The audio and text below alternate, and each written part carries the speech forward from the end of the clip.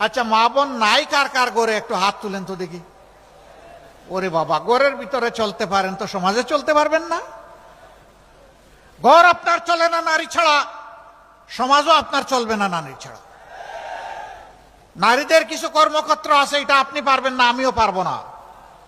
আমার মায়ের, আমার মেয়ের, আমার বোনের, আমার স্ত্রীর কিছু কিছু বিষয় আছে, এটা নারীদের জন্য ডেজিগনেটেড, এটা পুরুষের দ্বারা হবে না। সেই কাজ কে করবে? রাসূলুল্লাহ সাল্লাল্লাহু আলাইহি সাল্লামের জামানায় প্রত্যেকটি যুদ্ধে নারীরা অংশগ্রহণ করেছেন। যুদ্ধের চাইতে কঠিন কোনো কাজ আছে? সেই কাজে যদি সম্মানের সাথে নারীরা দেশপ্রেম বুকে নিয়ে অংশগ্রহণ করতে পারেন, তাহলে দেশের প্রত্যেকটি সেক্টরে আমার মা বোনেরাও কাজ করবেন ইনশাআল্লাহ। এখানে আমরা দেখব না কোন নারী কোন ধর্মের, এখানে দেখব কোন মা বোনটি কোন যোগ্যতার। তার যোগ্যতা অনুযায়ী সম্মানের সাথে তার হাতে কাজ তুলে দেওয়া হবে ইনশাআল্লাহ।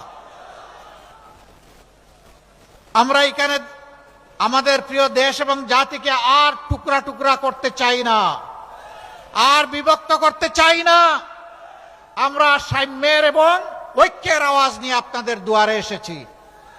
আপনারা কি দেশকে বিভক্ত করতে চান? জাতিকে বিভক্ত করতে চান? চান না? তাহলে আমাদের ঐক্যের এই আহ্বানে আসুন, আপনারা সাড়া দিয়ে